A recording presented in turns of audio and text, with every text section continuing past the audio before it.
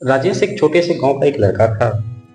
उसके पिता खेतों में खेती बाड़ी किया करते थे और माता दूसरे के घरों में जाकर बर्तन धोया करती थी।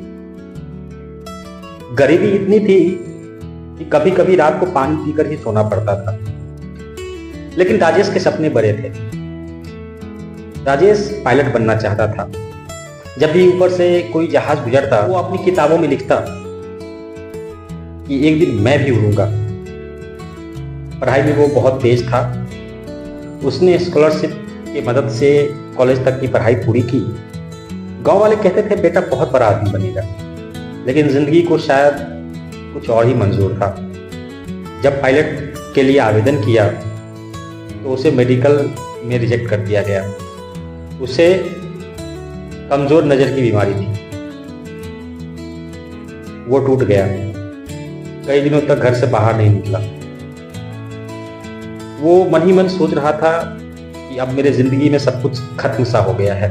एक दिन उसके पिता ने कहा, बेटा उड़ना सिर्फ आसमान में नहीं होता है, इंसान अपनी मेहनत से भी उड़ सकता है। वो बात उसके दिल में उतर गई। उसने मन ही मन ठान लिया। उसने एरोनॉटिक्स की पढ़ाई की और धीरे धीरे मेहनत करते करते विमान कंपनी में इंजीनियर बन गया।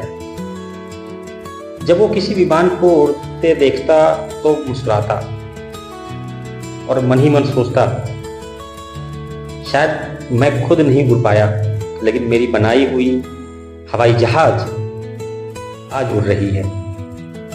तो इस कहानी से हमें ये सीखने को मिलता है कि कभी कभी सपने पूरे नहीं होते जैसे आप सोचते हैं, लेकिन अगर हम हार नहीं मानते हैं तो जिंदगी हमें एक नया रास्ता जरूर देता है।